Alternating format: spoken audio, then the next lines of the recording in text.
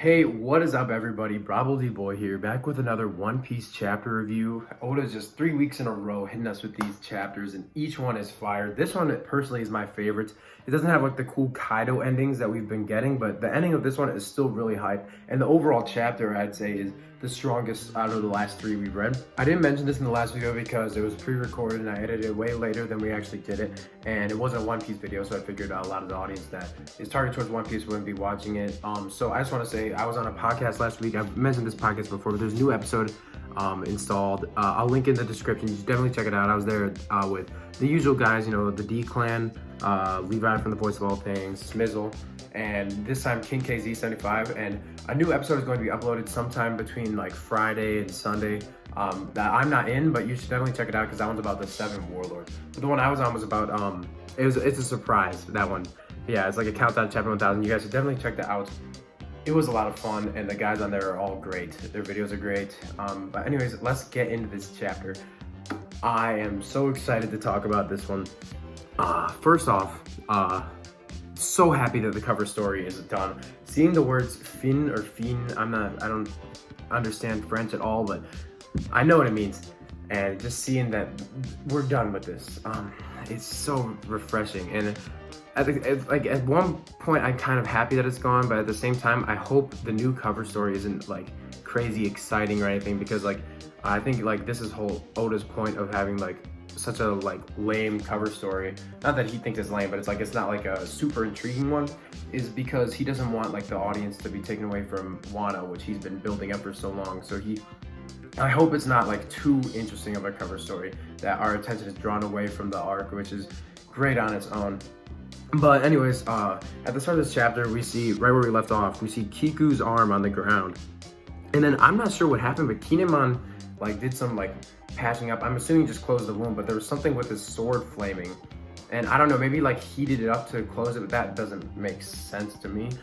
But I don't know what really that meant, but yeah, so Kiku's not out. I literally said last chapter review I thought Kiku was done, but it looks like Kiku's just gonna fight with one arm now. Not opposed to that, but I was wrong. So there we go. And then Kaido says he respects them. He's like, I like you, samurai. And he comes out with one of the coolest quotes ever that I'm actually just gonna read word for word real quick. You put up a good fight. It is not the advancement of times, but rather in death that humans truly attain perfection. And this is great because it emphasizes like Kaido's intentions that people have like assumed were his intentions, but this like solidifies those theories. And what I personally believe is great for Kaido, because I've always been like on the boat that Kaido is going to surpass Doflamingo and Katakuri, all those villains that everyone praises in terms of a character, because I think he's going to truly be an amazing antagonist that respects his allies and is just seeking a bold, big death. And he like, I feel like every time he's facing an opponent, like he like ridiculed Luffy at first when he first fought him, saying that like you're weak or whatever. But the whole point of this war is that he wants to die in an honorable way. So him like fighting Luffy, and like I feel like every time like a new opponent's coming in, he's gonna get it. He's gonna acknowledge them and say, yes, you're so great. You put up a good fight. I respect you. I bet Roger would respect you. I bet Whitebeard would respect you, because he puts Whitebeard and Roger on those pedestals of like people that died honorable deaths and were truly great men. And that's kind of the level Kaido wants to put himself up to. And I think, I mean, this is a little bit of a tangent, but maybe even he expects Big Mom's betrayal, because Kaido's known Big Mom for a long time. They both know each other. They know how each other act. And I think he understands that the likelihood of Big Mom to follow through with an alliance is like slim to none.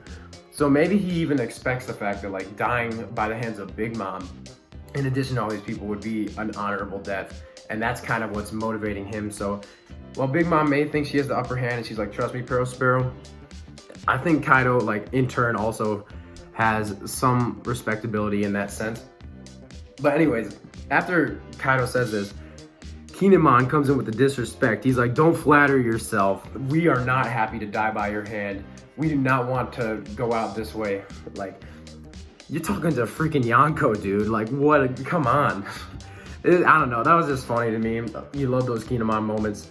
And then next we cut to Luffy, Jinbei, and Sanji where they're running down the hall, and like we get those moments where like every time in an arc there's like, look, it's Straw Hat Luffy, but this time we get like, it's Straw Hat Luffy, it's Jinbei, the former warlord, and then Sanji's pissed. He's like, why didn't you say Blackleg? And then they're like, Luffy, obviously it's just comedy there. Luffy and Jinbei are running off. And this has been the theme forever. Even in like intense moments like the end of Thriller Bark when Zoro gets up and Sanji goes, I know you guys don't want me. But I'm Blackleg Sanji and I'm gonna be a threat to you guys later on even if you don't think so. He told that to Kuma. And so Sanji's always had this like inferiority, like frustration, where people don't recognize him. Like, so he, like, out of all this like Straw Hats, I think is like, he wants the most clout, at least out of the Monster Trio. I don't know, there's a lot of other ones, but like, yeah, like Zoro and Luffy, they don't care about that. Jinbei, he just joined, he doesn't care. But Sanji's like, come on, why aren't you mentioning me?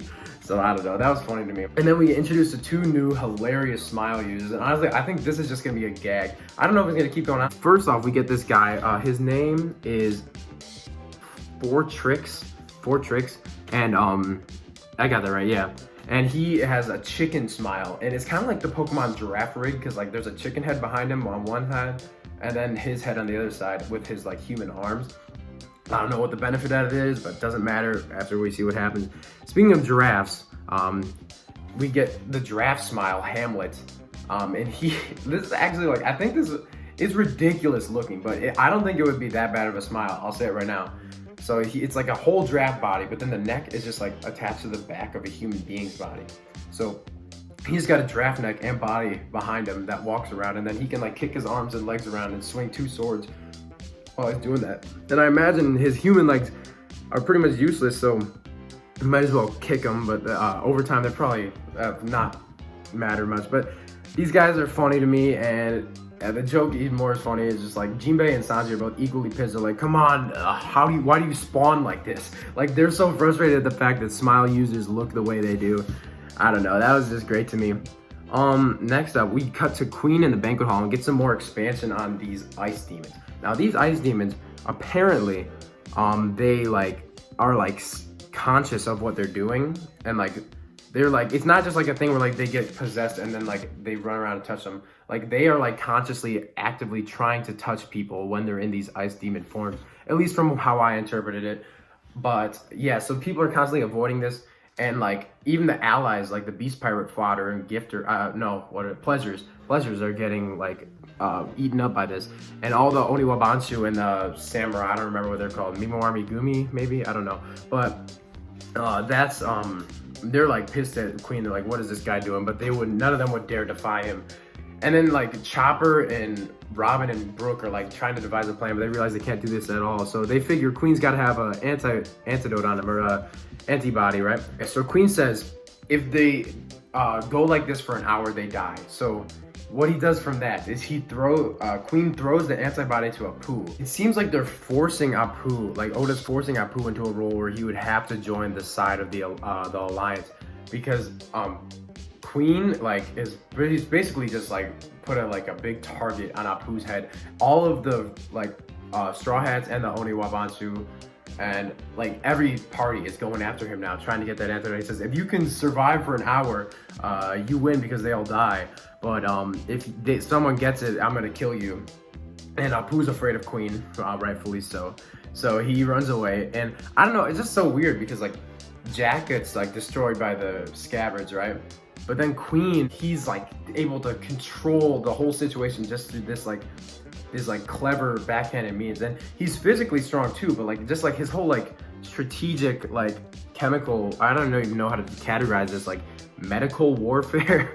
I don't know, but like just how he's doing that, like he is like single-handedly controlling the battlefield. Like he doesn't even need his allies, he's saying, because he's just taking out the Pleasures and everyone with this sickness. So poor Apu, I think this is just gonna like push him into a position where he has to join the Straw Hat side. And I don't know, you love to see it. Finally, at the end of this chapter, we cut to Yamato, back with this scene with Momonosuke and Shinobu, right? And Sasaki's saying we're gonna kill that kid, and because that's obviously who their target is, right? And then Yamato is like defending him because Shinobu is like down for the count already. And this is like a great character moment for Yamato, because if she were to keep the Oden thing up, it would kind of get annoying to me, honestly. but she seems to have some personality to her now. Like she has like a self-worth. Like there's like their Odin persona and then like her core Yamato persona. And that's like what's kind of coming out in this battle, because you can't hide behind this, like the covers of Odin forever. And she can't just say, I'm your dad. But then there's actually a moment where she tells Shinobu that she was like motivated by her at the time Odin died, because Shinobu like spoke out against the Beast Pirates. And Yamato said that she was too weak to act right now and she was so ashamed of herself.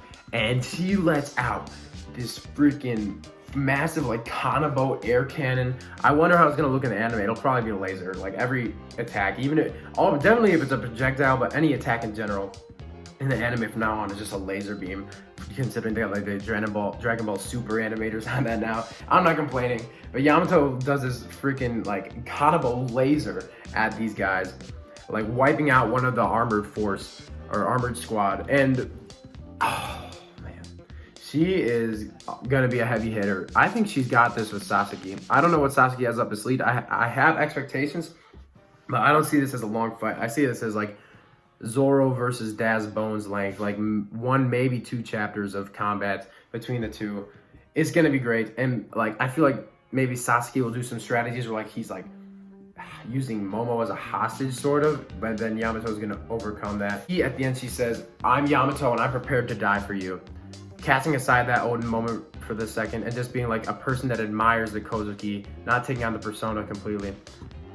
And that's great. That's basically my thoughts for this chapter. If I had to say my favorite thing, it's probably the Kaido moment, to be honest.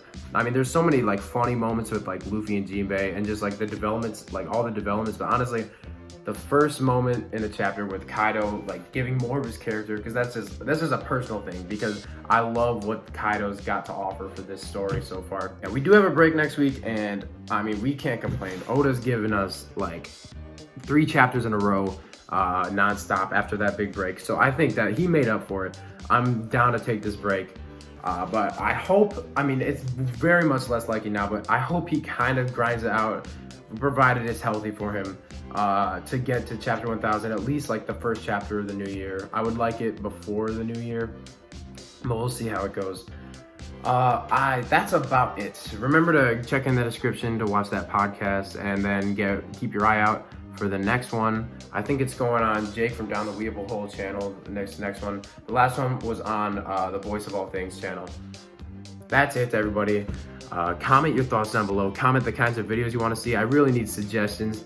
I can think of video topics on my own, but I don't know like what you guys like and what you don't like. So that's like something I would really appreciate. Yeah, but like, comment, share, and that's about it. I hope you guys all have a great day. See you in the next one.